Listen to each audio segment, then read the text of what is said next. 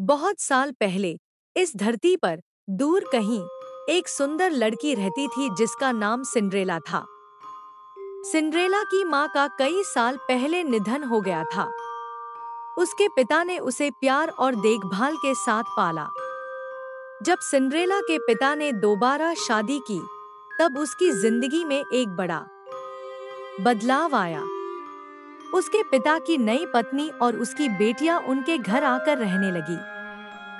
Cinderella को पहली बार देखने के बाद से ही वे उससे जलने लगी। वे सिंड्रेला के सुंदर रूप और उसके दयालु हृदय से ईर्ष्या करती थी। सिंड्रेला की सौतेली बहनें उससे सुंदर नहीं थी और बहुत बिगड़ी हुई थी। एक दिन किसी काम के सिलसिले में सिंड्रेला के पिता को लंबी यात्रा पर जाना पड़ा और उसी समय उसकी सौतेली माँ और बहनों ने उसकी जिंदगी को दुखों से भर दिया।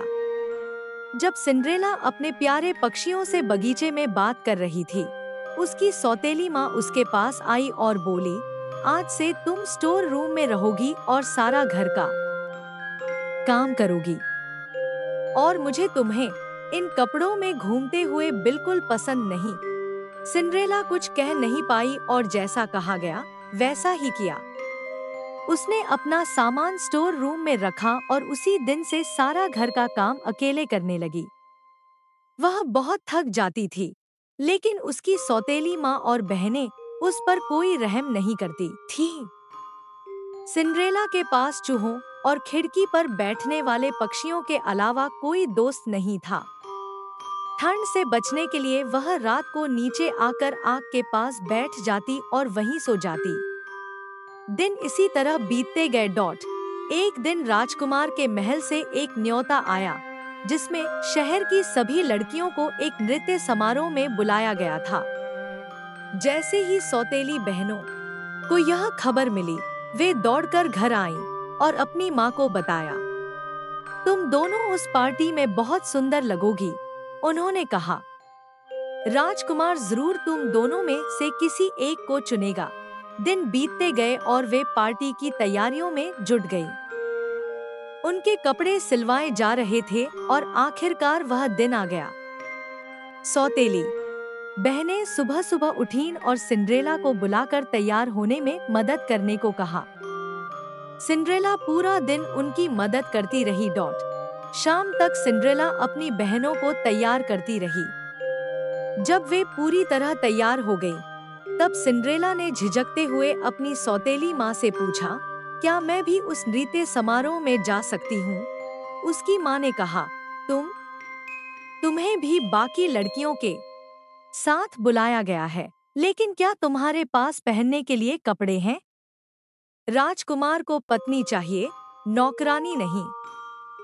चलो लड़कियों, अब देर हो रही है और हाँ, सोने से पहले सारा काम हो जाना चाहिए। सौतेली माँ और बहनें पार्टी में चली गई और सिंड्रेला घर में अकेली रह गई। वह फूट फूट कर रोने लगी। तभी एक परी प्रकट हुई और बोली, मेरी प्यारी सिंड्रेला, रो मत, तुम भी उस पार्टी में जाओगी। सिंड्रेला ने पूछा, क्या मैं सच में जा सकती हूँ? मेरी हालत देखो, परी ने जवाब दिया, चिंता मत करो, मैं तुम्हारी मदद करने आई हूँ। मुझे एक कद्दू और कुछ चूहे ला दो। सिंड्रेला कद्दू और चूहे ले आई। परी ने कद्दू को एक सुंदर बग्घी में और चूहों को सुंदर घोड़ों में बदल दिया। एक चूहे को उन्होंने कोचवान बना दिया। फिर परी ने सिंड्रेला की पोशाक को एक खूबसूरत गाउन में और उसके जूते को कांच के चप्पलों में बदल दिया। लेकिन परी ने चेतावनी दी कि जादू केवल आधी रात तक ही रहेगा और उसे 12 बजने से पहले लौट आना होगा। सिंड्रेला ने परी की बात ध्यान से सुनी और महल की ओर चल दी। जब वह महल में पहुंची, तो हर किसी की नजरें उसी पर टिक गईं। वह बहुत सुंदर और शाही लग रही थी। उसकी सौतेली माँ और बहनें भी उसे पहचान नहीं पाईं। अचानक राजकुमार सीढ़ियों से उतरे और पहली नजर में ही सिंड्रेला पर मोहित हो गए। हर कोई उसकी खूबसूरती पर मंत्रमुग्ध हो गया और राजकुमार ने उसे नृत्य के लिए कहा।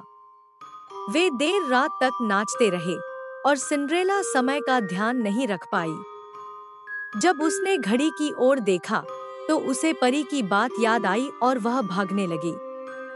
सीढ़ियां उतरते समय उसकी एक कांच की चप्पल वहीं छूट गई। जैसे ही वह बाहर निकली, घड़ी ने 12 बजा दिए और सब कुछ पहले जैसा हो गया। राजकुमार ने उसे ढूंढने की कोशिश की, लेकिन उसे केवल वह चप्पल मिली। उन्होंने अपने सेवकों को आदेश दिया कि उस लड़की को खोजा जाए जिसके पैर में यह चप्पल ठीक से फिट हो।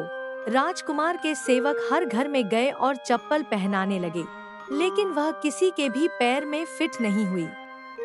जब वे सिंड्रेला के घर पहुंचे, तो उसकी सौतेली माँ ने उसे एक कमरे में बंद कर दिया।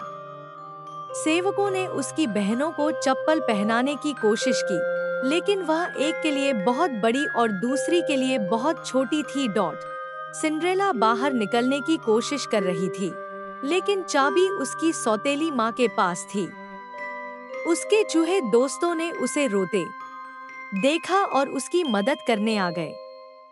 एक चूहा दरवाजे के नीचे से घुसा और उसकी सौतेली माँ से चुपके से चाबी चुरा ली। सिंड्रेला ने दरवाजा खोला और नीचे दौड़ी और राजकुमार के सेवकों से कहा कि वे उसे भी चप्पल पहनाकर देखें।